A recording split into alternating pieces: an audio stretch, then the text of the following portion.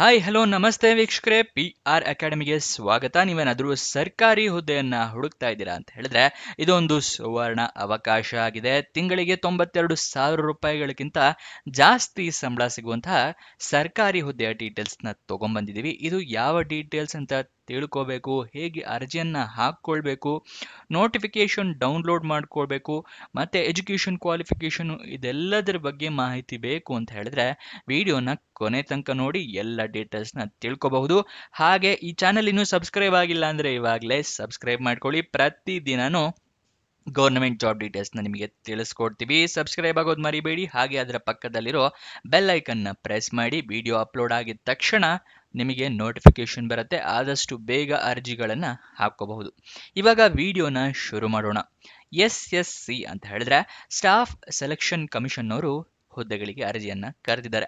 3,131 ಹುದ್ದೆ ಖಾಲಿ ಇದೆ. ಉದ್ಯೋಗ ಸ್ಥಳ ಅಖಿಲ ಭಾರತದಲ್ಲಿ ಹುದ್ದೆಗಳು ಖಾಲಿ ಇರುತ್ತೆ. ಯಾವ್ಯಾವ ಹುದ್ದೆ ಅಂತ ನೋಡೋದಾದ್ರೆ ಲೋಯರ್ ಡಿವಿಷನ್ ಕ್ಲರ್ಕ್ ಹುದ್ದೆ ಅಂದ್ರೆ ಕ್ಲರ್ಕ್ ಹುದ್ದೆ ಖಾಲಿ ಇರುತ್ತೆ. ಜೂನಿಯರ್ ಸೆಕ್ರೆಟೇರಿಯೇಟ್ ಅಸಿಸ್ಟೆಂಟ್ ಹುದ್ದೆ, DEO ಅಂತ ಹೇಳಿದ್ರೆ ಡೇಟಾ ಎಂಟ್ರಿ ಆಪರೇಟರ್ ಹುದ್ದೆ ಖಾಲಿ ಇದೆ.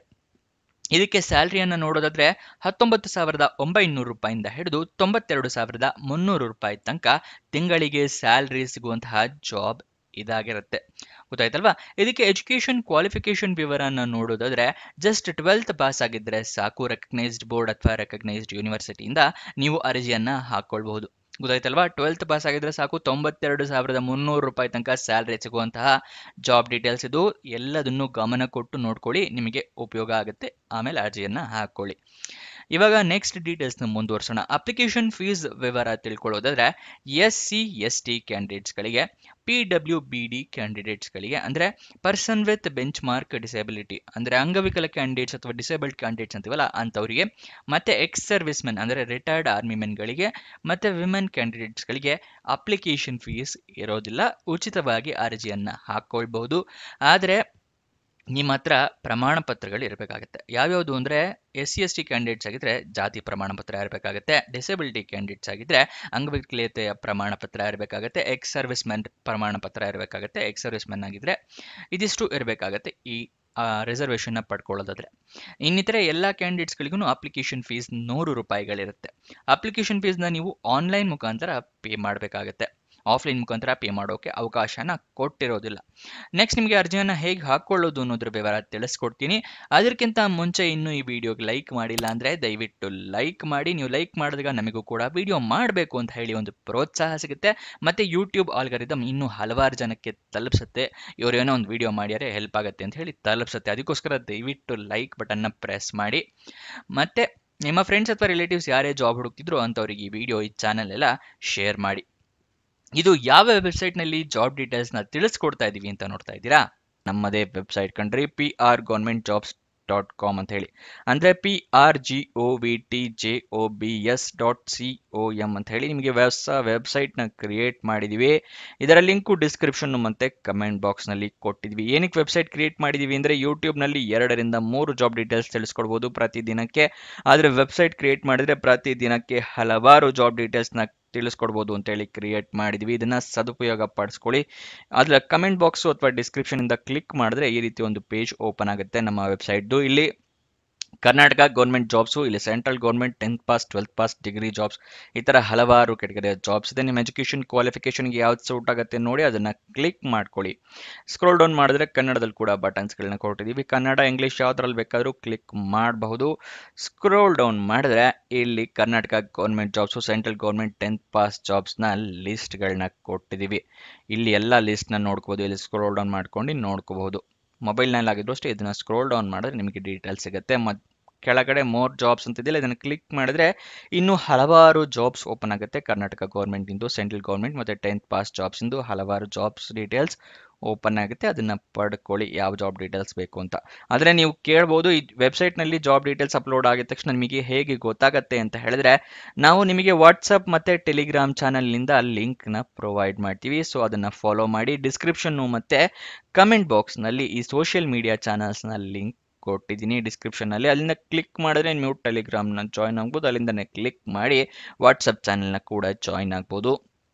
ಪ್ರತಿದಿನ ಜಾಬ್ ಡೀಟೇಲ್ಸ್ ಅಪ್ಲೋಡ್ ಆಗಿದ ತಕ್ಷಣ ಈ ಜಾಬ್ ಡೀಟೇಲ್ಸ್ ಅಪ್ಲೋಡ್ ಆಗಿದೆ, ಇದರ ಲಿಂಕ್ ಅಂತ ಹೇಳಿ ನಿಮಗೆ ಪ್ರೊವೈಡ್ ಮಾಡ್ತೀವಿ. ಮತ್ತು ಕೊನೆ ದಿನಾಂಕ ಹತ್ತಿರ ಬರ್ತಿದ್ದಾಗೆ ಈ ಜಾಬ್ಸ್ ಕೊನೆಗೊಳ್ತಾ ಇದೆ ಅಂತ ಹೇಳಿ ಅದರ ಲಿಂಕ್ ಕೊಡ್ತೀವಿ. ನೀವು ಆದಷ್ಟು ಬೇಗ ಅರ್ಜಿಯನ್ನು ಹಾಕೊಳ್ಳೋಕ್ಕೆ ಹೆಲ್ಪ್ ಆಗುತ್ತೆ. ವಾಟ್ಸಪ್ ಮತ್ತು ಟೆಲಿಗ್ರಾಮ್ನ ಜಾಯ್ನ್ ಆಗೋದು ಮರಿಬೇಡಿ. ಇವಾಗ ಡೀಟೇಲ್ಸ್ನ ಮುಂದುವರ್ಸೋಣ. ಸೆಲೆಕ್ಷನ್ ಪ್ರೋಸೆಸ್ ವಿವರ ತಿಳ್ಕೊಳ್ಳೋದಾದ್ರೆ ಟಿಯರ್ 1 ಕಂಪ್ಯೂಟರ್ ಬೇಸ್ಡ್ ಟೆಸ್ಟ್ ಇರುತ್ತೆ. ಅದಾದ ನಂತರ ಟಿಯರ್ 2 ಕಂಪ್ಯೂಟರ್ ಬೇಸ್ಡ್ ಟೆಸ್ಟ್ ಇರುತ್ತೆ. ಇದು ಎರಡೂ ಮುಗಿಸಿದ ನಂತರ ಸ್ಕಿಲ್ ಟೆಸ್ಟ್ನ ಕೊಡ್ತಾರೆ, ಟೈಪಿಂಗ್ ಮತ್ತು ಡೇಟಾ ಎಂಟ್ರಿಗೆ, ಅಂದರೆ ಎಷ್ಟು ಸ್ಪೀಡ್ ಇದೆ ಆ ಥರ ಎಲ್ಲ ಚೆಕ್ ಮಾಡೋದಕ್ಕೆ. ಅದಾದ ನಂತರ ನಿಮ್ಮ ಡಾಕ್ಯುಮೆಂಟ್ನ ವೆರಿಫೈ ಮಾಡ್ತಾರೆ, ಡಾಕ್ಯುಮೆಂಟ್ ವೆರಿಫಿಕೇಷನ್ ಇರುತ್ತೆ. ಆಮೇಲೆ ನಿಮ್ಮನ್ನು ಮೆಡಿಕಲ್ ಟೆಸ್ಟ್ಗೆ ಒಳಪಡಿಸ್ತಾರೆ. ಇದಿಷ್ಟು ಸೆಲೆಕ್ಷನ್ ಪ್ರೋಸೆಸ್ನ ವಿವರ, ಇದನ್ನು ತಿಳ್ಕೊಳ್ಳಿ. ಅದಾದ ನಂತರ ನೀವು ಅದರ ಸಿಲೆಬಸ್ ಏನೇನು ತಿಳ್ಕೊಬೇಕು ಅಂತ ಹೇಳಿದ್ರೆ ನೀವು ನೋಟಿಫಿಕೇಶನ್ ಚೆಕ್ ಮಾಡಲೇಬೇಕು. ಕಮೆಂಟ್ ಬಾಕ್ಸ್ನಲ್ಲಿ ತಿಳಿಸೋದಲ್ಲ, ನಾವು ಎಲ್ಲದನ್ನು ಸಂಪೂರ್ಣವಾಗಿ ಹೇಳೋದಕ್ಕಾಗೋದಿಲ್ಲ. 20 to 30 ಮಿನಿಟ್ಸ್ ಮೇಲೆ ಹೋಗುತ್ತೆ ಎಲ್ಲದೂ ತಿಳಿಸ್ಬೇಕು ಅಂದರೆ. ಅಫಿಷಿಯಲ್ ನೋಟಿಫಿಕೇಶನ್ನ ಓದ್ಕೊಳ್ಳಿ. ಸಿಲೆಬಸ್ ಬಗ್ಗೆ ತಿಳ್ಕೊಬೇಕು ಅಂದರೆ ನಿಮಗೆ ನೋಟಿಫಿಕೇಶನ್ ಡೌನ್ಲೋಡ್ ಮಾಡ್ಕೊಳ್ಳೋದು ಕೂಡ ವಿಡಿಯೋದಲ್ಲಿ ಮುಂದೆ ತಿಳಿಸ್ಕೊಡ್ತೀವಿ, ವಿಡಿಯೋನ ನೋಡಿ. ಸ್ಯಾಲ್ರಿಯನ್ನು ತಿಳ್ಕೊಳ್ಳೋದಾದರೆ ಲೋಯರ್ ಡಿವಿಷನ್ ಕ್ಲರ್ಕ್ ಮತ್ತು ಜೂನಿಯರ್ ಸೆಕ್ರೆಟೇರಿಯೇಟ್ ಅಸಿಸ್ಟೆಂಟ್ ಹುದ್ದೆಗೆ 19,900 ರೂಪಾಯಿಂದ ಹಿಡಿದು 63,200 ರೂಪಾಯಿ ತಿಂಗಳಿಗೆ ಸ್ಯಾಲ್ರಿ ಇರುತ್ತೆ. ಅದೇ ಡೇಟಾ ಎಂಟ್ರಿ ಆಪರೇಟರ್ ಹುದ್ದೆಗಾದರೆ 25,500 ರೂಪಾಯಿಂದ ಹಿಡಿದು 92,300 ರೂಪಾಯಿ ತನಕ ತಿಂಗಳಿಗೆ ಸ್ಯಾಲ್ರಿ ಇರುತ್ತೆ. ಸಿಲೆಬಸ್ನ ಓವರ್ ವ್ಯೂ ಜಸ್ಟ್ ತಿಳಿಸ್ತಾ ಇದ್ದೀನಿ ಹೇಗಿರುತ್ತೆ ಓವರ್ ವ್ಯೂ ಅಂತ. ಟೈರ್ 1 ಸಬ್ಜೆಕ್ಟ್ಸಲ್ಲಿ ಇಂಗ್ಲೀಷ್ ಲ್ಯಾಂಗ್ವೇಜ್ ಇರುತ್ತೆ, ಜನರಲ್ ಇಂಟೆಲಿಜೆನ್ಸ್ ಇರುತ್ತೆ, ಅದಾದ ನಂತರ ಕ್ವಾಂಟಿಟೇಟಿವ್ ಆಪ್ಟಿಟ್ಯೂಡ್ ಇರುತ್ತೆ, ಗೊತ್ತಾಯ್ತಲ್ವಾ. ಆಮೇಲೆ ಜನರಲ್ ಅವೇರ್ನೆಸ್, ಇದಿಷ್ಟು ಟಿಯರ್ 1 ಸಬ್ಜೆಕ್ಟ್ಸ್ ಆಗಿರುತ್ತೆ. ಟಿಯರ್ 2 ಸಬ್ಜೆಕ್ಟ್ಸ್ನಲ್ಲಿ ಮ್ಯಾಥಮೆಟಿಕಲ್ ಅಬಿಲಿಟೀಸ್ನ ಚೆಕ್ ಮಾಡ್ತಾರೆ, reasoning and general intelligence, English language and comprehension, general awareness ಮತ್ತು ಕಂಪ್ಯೂಟರ್ ನಾಲೆಡ್ಜ್ನ ಚೆಕ್ ಮಾಡ್ತಾರೆ. ಅಂದರೆ ವಿಂಡೋಸ್ OS ಅಲ್ಲಿ ನಿಮಗೆ ಮುಂಚೆ ವರ್ಕ್ ಮಾಡಿರೋದು ಎಕ್ಸ್ಪೀರಿಯನ್ಸ್ ಇರಬೇಕಾಗುತ್ತೆ, ಅಂದರೆ ಗೊತ್ತಿದ್ರೆ ಸಾಕು. MS Office, Word, Excel, PowerPoint ಇದ್ರದ್ದೆಲ್ಲ ನಾಲೆಡ್ಜ್ ಇರಬೇಕಾಗತ್ತೆ ನಿಮಗೆ. ನೆಕ್ಸ್ಟ್ ಅರ್ಜಿಯನ್ನು ನೀವು ಆನ್ಲೈನ್ ಮುಖಾಂತರ ಹಾಕ್ಕೊಳ್ಬೇಕಾಗುತ್ತೆ. ಅರ್ಜಿ ಹಾಕೊಳ್ಳೋಕ್ಕೂ ಮುಂಚೆ ಅಫಿಷಿಯಲ್ ನೋಟಿಫಿಕೇಷನ್ನ ಓದ್ಕೊಳ್ಳಿ, ಏನೇನು ಕ್ರೈಟೀರಿಯಾ ಇದೆ ಅಂತ ತಿಳ್ಕೊಂಡು ನಂತರನೇ ಅರ್ಜಿಯನ್ನು ಹಾಕ್ಕೊಳ್ಳಿ. ಇಲ್ಲ ಅಂದರೆ ಅರ್ಜಿ ರಿಜೆಕ್ಟ್ ಆಗೋ ಚಾನ್ಸಸ್ ಜಾಸ್ತಿ ಇರುತ್ತೆ. ಆನ್ಲೈನ್ ಅಪ್ಲಿಕೇಶನ್ನಲ್ಲಿ ನಿಮ್ಮ ಇಮೇಲ್ ID, ಮೊಬೈಲ್ ನಂಬರ್ನ ಕರೆಕ್ಟಾಗಿ ಮೆನ್ಷನ್ ಮಾಡಿ. ನಿಮಗೆ ಏನಾದರೂ ಜಾಬ್ ಸಿಕ್ಕಿದ್ರೆ ಇಮೇಲ್ ಅಥವಾ SMS ಮುಖಾಂತರ ಅವರು ಕನ್ಫರ್ಮ್ ಮಾಡ್ತಾರೆ. ನೆಕ್ಸ್ಟು ಡಾಕ್ಯುಮೆಂಟ್ಸ್ನೆಲ್ಲ ರೆಡಿ ಇಟ್ಕೊಳ್ಳಿ ಅರ್ಜಿ ಹಾಕೊಳ್ಳೋಕ್ಕೂ ಮುಂಚೆ. ಯಾವ್ಯಾವುದು ಅಂತ ಹೇಳಿದ್ರೆ ID ಪ್ರೂಫ್ ಇಟ್ಕೊಳ್ಳಿ, ಆಧಾರ್ ಕಾರ್ಡ್, ವೋಟರ್ ID ಅಥವಾ ಪಾನ್ ಕಾರ್ಡ್, ಮತ್ತು ನಿಮ್ಮ ಏಜ್ ಪ್ರೂಫಿಗೆ SSLC ಮಾರ್ಕ್ಸ್ ಕಾರ್ಡು, ಎಜುಕೇಷನ್ ಕ್ವಾಲಿಫಿಕೇಷನ್ಗೆ ಮಾರ್ಕ್ಸ್ ಕಾರ್ಡು, ಸರ್ಟಿಫಿಕೇಟ್ಸ್ ಎಲ್ಲ ಇಟ್ಕೊಂಡಿರಿ. ಮತ್ತು ನಿಮ್ಮ ಪಾಸ್ಪೋರ್ಟ್ ಸೈಜ್ ಫೋಟೋ ಮತ್ತು ಸಿಗ್ನೇಚರಿನ ಒಂದು ಫೋಟೋ ತೊಗೊಂಡು ಇಟ್ಕೊಳ್ಳಿ. ಸಿಗ್ನೇಚರನ್ನು ಕೇಳಿದ್ರೆ ಅದರಲ್ಲಿ ಬೇಕಾಗುತ್ತೆ. ಆನ್ಲೈನ್ ಲಿಂಕ್ನ ಕೂಡ ನಿಮಗೆ ಮುಂದೆ ತಿಳಿಸ್ಕೊಡ್ತೀವಿ. ಇದೆಲ್ಲದನ್ನು ಸ್ಕ್ಯಾನರ್ಡ್ ಕಾಪೀಸ್ ಇಟ್ಕೋಬೇಕು ನೀವು, ಇಲ್ಲ ಅಂತ ಹೇಳಿದ್ರೆ ಪ್ರಿಂಟ್ಔಟ್ ತೊಗೊಂಡ್ರೆ ಉಪಯೋಗ ಆಗೋದಿಲ್ಲ ಆನ್ಲೈನ್ ಅರ್ಜಿ ಹಾಕೋದ್ರಿಂದ. ಮೊಬೈಲ್ನಲ್ಲೇ ಅರ್ಜಿಯನ್ನು ಹಾಕ್ತೀರಾ ಅಂತ ಹೇಳಿದ್ರೆ ಎಲ್ಲ ಡಾಕ್ಯುಮೆಂಟ್ಸ್ದು ಫೋಟೋ ತೊಗೊಂಡು ಇಟ್ಕೊಳ್ಳಿ. ನೆಕ್ಸ್ಟ್ ನಿಮ್ಮ ಅಪ್ಲಿಕೇಶನ್ ಫೀಸ್ನ ನಿಮ್ಮ ಕೆಟಗರಿಯ ಪ್ರಕಾರ ಪೇ ಮಾಡಿ. ಮುಂಚೆನೇ ತಿಳಿಸಿದ್ನಲ್ಲ ಆ ಥರ ನಿಮ್ಮ ಕೆಟಗರಿಯ ಪ್ರಕಾರನೇ ಪೇ ಮಾಡಿ. ಸಬ್ಮಿಟ್ ಮಾಡೋಕ್ಕೂ ಮುಂಚೆ ಎಲ್ಲ ಡೀಟೇಲ್ಸ್ ಕರೆಕ್ಟ್ ಇದೆಯಾ ಇಲ್ವಾ ಅಂತ ಹೇಳಿ ಚೆಕ್ ಮಾಡ್ಕೊಳ್ಳಿ. ಚೆಕ್ ಮಾಡಿದ ನಂತರನೇ ನೀವು ಅರ್ಜಿಯನ್ನು ಅಂದರೆ ಸಬ್ಮಿಟ್ ಬಟನ್ನ ಕ್ಲಿಕ್ ಮಾಡಿ. ಸಬ್ಮಿಟ್ ಬಟನ್ ಕ್ಲಿಕ್ ಮಾಡಿದ ಮೇಲೆ ರಿಜಿಸ್ಟ್ರೇಷನ್ ನಂಬರ್ ಅಥವಾ ಅಂದರೆ ರೆಫರೆನ್ಸ್ ನಂಬರು, ಅಪ್ಲಿಕೇಶನ್ ನಂಬರ್ ಆ ಥರ ಏನಾದರೂ ಬಂದರೆ ಅದನ್ನು ಬರೆದಿಟ್ಕೊಳ್ಳಿ. ನಿಮ್ಮ ಫ್ಯೂಚರ್ ರೆಫರೆನ್ಸ್ಗೆ ಅದು ಬೇಕಾಗುತ್ತೆ. ಅಪ್ಲಿಕೇಶನ್ ಓಪನ್ ಆಗಿದ್ದ ದಿನಾಂಕ 23 ಜೂನ್ 2025, ಕೊನೆಯ ದಿನಾಂಕ 18 ಜುಲೈ 2025. ಅಷ್ಟರ ಒಳಗಡೆ ನೀವು ಅರ್ಜಿಯನ್ನು ಹಾಕ್ಕೊಳ್ಬೇಕಾಗುತ್ತೆ. ಅಪ್ಲಿಕೇಶನ್ ಫೀಸ್ ಪೇ ಮಾಡೋದಕ್ಕೆ 19 ಜುಲೈ, ಒಂದು ದಿವಸ ಎಕ್ಸ್ಟ್ರಾ ಕಾಲಾವಕಾಶನ ಕೊಟ್ಟಿದ್ದಾರೆ. ಅಪ್ಲಿಕೇಶನ್ ಕರೆಕ್ಷನ್ ವಿಂಡೋ ಅಂದರೆ ನೀವೇನಾದರೂ ತಪ್ಪಾಕಿದ್ರೆ ತಿದ್ದುಪಡಿಗೆ 23 ಜುಲೈಯಿಂದ 24 ಜುಲೈ ತನಕ 2 ದಿನಗಳ ಕಾಲಾವಕಾಶನ ಕೊಟ್ಟಿರ್ತಾರೆ. ಅಪ್ಲಿಕೇಶನ್ನ ಕರೆಕ್ಷನ್ ಮಾಡ್ಕೋಬಹುದು. ನೆಕ್ಸ್ಟ್ ಟಿಯರ್ 1 ಎಕ್ಸಾಮ್ ಡೇಟ್ ಯಾವತ್ತಿರುತ್ತೆ ಅಂದರೆ 8 ಸೆಪ್ಟೆಂಬರಿಂದ 18 ಸೆಪ್ಟೆಂಬರ್ ಒಳಗಡೆ ಇರುತ್ತೆ ಅಂತ ಹೇಳಿದ್ದಾರೆ. ಟಿಯರ್ 2 ಎಕ್ಸಾಮ್ ಡೇಟು ಫೆಬ್ರವರಿ ಅಥವಾ ಮಾರ್ಚ್ 2026ರಲ್ಲಿ ಟಿಯರ್ 2 ಎಕ್ಸಾಮ್ ಇರುತ್ತೆ. ನೆಕ್ಸ್ಟು ಅಫಿಷಿಯಲ್ ನೋಟಿಫಿಕೇಶನ್ ತಿಳಿಸ್ಕೊಡ್ತಾ ಇದ್ದೀನಿ ಹೇಗೆ ಡೌನ್ಲೋಡ್ ಮಾಡ್ಕೋಬೇಕು ಅಂತ. ನಿಮಗೆ ಹೋಮ್ ಪೇಜಿಂದನೇ ತಿಳಿಸ್ಕೊಡ್ತೀನಿ, ನೋಡ್ಕೊಳ್ಳಿ ಒಂದ್ಸಲ. ಸ್ಕ್ರೋಲ್ ಡೌನ್ ಮಾಡಿ. ಇಲ್ಲಿ ಸ್ಕ್ರೋಲ್ ಡೌನ್ ಮಾಡಿದಾಗ ನಿಮಗೆ ಸೆಂಟ್ರಲ್ ಗೌರ್ಮೆಂಟ್ ಜಾಬ್ಸ್ ಅಂತ ಇದೆಯಲ್ಲ, ಇಲ್ಲಿ SSC staff selection commission clerk ಮತ್ತು ಡೇಟಾ ಎಂಟ್ರಿ ಆಪರೇಟರ್ ಅಂತಿದೆಯಲ್ಲ, ಇದನ್ನು ಕ್ಲಿಕ್ ಮಾಡಿ. ಇದನ್ನು ಕ್ಲಿಕ್ ಮಾಡಿದಾಗ ಈ ರೀತಿ ಪೇಜ್ ಓಪನ್ ಆಗುತ್ತೆ. ಇಲ್ಲಿ ಸ್ಕ್ರೋಲ್ ಡೌನ್ ಮಾಡಿ, ಫುಲ್ ಕೆಳಗಡೆ ಬನ್ನಿ. ಇಲ್ಲಿ ನಿಮಗೆ ಆ ನೋಟಿಫಿಕೇಶನ್ PDF ಅಂತ ಇದೆಯಲ್ಲ, ಇದನ್ನು ಕ್ಲಿಕ್ ಮಾಡಿ.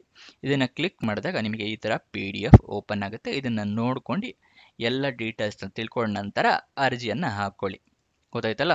ಶಾರ್ಟ್ ನೋಟಿಫಿಕೇಶನ್ ಕೂಡ ಇದೆ, ಅದನ್ನು ಕ್ಲಿಕ್ ಹಿಯರ್ ಬಟನ್ನ ಕ್ಲಿಕ್ ಮಾಡಿದ್ರೆ ಅದು ಕೂಡ ಓಪನ್ ಆಗುತ್ತೆ. Application website link apply online ಪಕ್ಕದಲ್ಲೇ ಇದೆಯಲ್ಲ, ಕ್ಲಿಕ್ ಹಿಯರ್, ಇದನ್ನು ಕ್ಲಿಕ್ ಮಾಡಿದ್ರೆ ಅಪ್ಲಿಕೇಶನ್ ಲಿಂಕ್ ಓಪನ್ ಆಗುತ್ತೆ.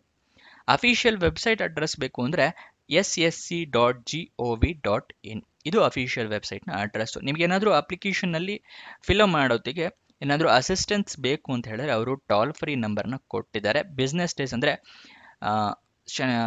ಸೋಮವಾರದಿಂದ ಶನಿವಾರದ ತನಕ ಕಾಲ್ನ ಮಾಡಬಹುದು. ವರ್ಕಿಂಗ್ ಡೇಸ್ 9ರಿಂದ 6 ತನಕ ಇರುತ್ತೆ ಅನಿಸುತ್ತೆ. ಈ ನಂಬರ್ ಇದೆಯಲ್ಲ, ಇದನ್ನು ನೋಟ್ ಡೌನ್ ಮಾಡ್ಕೊಂಡು ಸ್ಕ್ರೀನ್ಶಾಟ್ ತೊಗೊಳಿಬೇಕು ಅಂದರೆ ಅದನ್ನು ಕಾಲ್ ಮಾಡಿ ಅಪ್ಲಿಕೇಶನ್ ಹಾಕೋದಕ್ಕೆ ನೀವು ಹೆಲ್ಪ್ನ ಪಡ್ಕೋಬಹುದು. ಗೊತ್ತಾಯ್ತಲ್ವಾ ಡೀಟೇಲ್ಸ್ ಏನೇನು ಅಂತ ಹೇಳಿ. ಇವಾಗ ನಿಮಗೆ ವಯೋಮಿತಿಯ ಡೀಟೇಲ್ಸ್ನ ತಿಳಿಸ್ಕೊಡ್ತೀನಿ, ಏನೇನು ವಯೋಮಿತಿ ಇರಬೇಕು ಅಂತ ಹೇಳಿ. ಮಿನಿಮಮ್ 18 ವರ್ಷ ಆಗಿರಲೇಬೇಕು. ಮ್ಯಾಕ್ಸಿಮಮ್ 27 ವರ್ಷದವರು ಕೂಡ ಅರ್ಜಿಯನ್ನು ಹಾಕ್ಕೊಳ್ಬಹುದು. ಆದರೆ ಕೆಲವೊಂದು ಕೆಟಗರಿ ಅವರಿಗೆ ವಯೋಮಿತಿಯ ಸಡಿಲಿಕೆಯನ್ನು ಕೊಟ್ಟಿದ್ದಾರೆ. ಯಾವ ಕೆಟಗರಿ ಅಂತ ತೋರಿಸ್ತಾ ಇದ್ದೀನಿ. OBC ಕೆಟಗರಿ ಅವರಿಗೆ 3 ವರ್ಷದ ಸಡಿಲಿಕೆ ಕೊಟ್ಟಿದ್ದಾರೆ, ಅಂದರೆ 30 ವರ್ಷದವ್ರ ತನಕ OBC ಕೆಟಗರಿಯವರು ಹಾಕ್ಕೋಬಹುದು. SC ST ಕೆಟಗರಿ ಅವರಿಗೆ 5 ವರ್ಷಗಳ ಸಡಿಲಿಕೆಯನ್ನು ಕೊಟ್ಟಿದ್ದಾರೆ, ಅಂದರೆ 32 ವರ್ಷದ ತನಕ ಅರ್ಜಿಯನ್ನು ಹಾಕ್ಕೊಳ್ಬಹುದು. PWBD ಅಂದರೆ ಅಂಗವಿಕಲ ಕ್ಯಾಂಡಿಡೇಟ್ಸ್ ಜನರಲ್ ಕ್ಯಾಟಗರಿ ಆಗಿದ್ರೆ ಅಂಥವರಿಗೆ 10 ವರ್ಷದ ಸಡಿಲಿಕೆ ಕೊಟ್ಟಿದ್ದಾರೆ. ಅಂಗವಿಕಲ ಕ್ಯಾಂಡಿಡೇಟ್ಸ್ OBC ಕ್ಯಾಟಗರಿ ಆಗಿದ್ರೆ 13 ವರ್ಷದ ಸಡಿಲಿಕೆಯನ್ನು ಕೊಟ್ಟಿದ್ದಾರೆ. ಅಂಗವಿಕಲ ಕ್ಯಾಂಡಿಡೇಟ್ಸ್ SC ST ಕ್ಯಾಟಗರಿ ಆಗಿದ್ರೆ 15 ವರ್ಷಗಳ ಸಡಿಲಿಕೆಯನ್ನು ಕೊಟ್ಟಿರ್ತಾರೆ. ಈ ಸಡಿಲಿಕೆಯನ್ನು ಪಡ್ಕೋಬೇಕು ಅಂದರೆ ನಿಮ್ಮ ಹತ್ರ ಪ್ರಮಾಣ ಪತ್ರ ಇರಬೇಕಾಗತ್ತೆ. ಅಂಗವಿಕಲತೆಯ ಪ್ರಮಾಣ ಪತ್ರ ಮತ್ತು OBC SC ST ಅಥವಾ ಯಾವುದು ನಿಮ್ಮ ಕೆಟಗರಿ ಇದೆಯಲ್ಲ ಅದರ ಪ್ರಮಾಣ ಪತ್ರ ಕೂಡ ಇರಬೇಕಾಗುತ್ತೆ ರಿಸರ್ವೇಷನ್ ಪಡ್ಕೋಬೇಕು ಅಂತ ಹೇಳಿದ್ರೆ. ಇದನ್ನೆಲ್ಲ ರೆಡಿ ಇಟ್ಕೊಳ್ಳಿ. ನೆಕ್ಸ್ಟ್ ನಿಮಗೆ prgovernmentjobs.com ಮತ್ತು SS ಸ್ಟಾಫ್ ಸೆಲೆಕ್ಷನ್ ಕಮಿಷನ್ ಎರಡರ ಲಿಂಕನ್ನು ಕೂಡ ಕೊಟ್ಟಿರ್ತೀನಿ ಡಿಸ್ಕ್ರಿಪ್ಷನ್ನು ಮತ್ತು ಕಮೆಂಟ್ ಬಾಕ್ಸ್ನಲ್ಲಿ. ಅಲ್ಲಿಂದ ಕ್ಲಿಕ್ ಮಾಡಿದ್ರೆ ಡೈರೆಕ್ಟಾಗಿ ಇದೇ ಪೇಜ್ ಓಪನ್ ಆಗುತ್ತಾರೆ. ಲಿಂಕ್ನ ಕೊಟ್ಟಿದ್ದೀನಿ, ಅಲ್ಲಿಂದ ಆ ಲಿಂಕ್ನ ಸದುಪಯೋಗ ಪಡಿಸ್ಕೊಳ್ಳಿ. ಇನ್ನೊಂದು ಜಾಬ್ ವಿಡಿಯೋ ಜೊತೆ ಸಿಗೋಣ. ಬಾಯ್ ಬಾಯ್.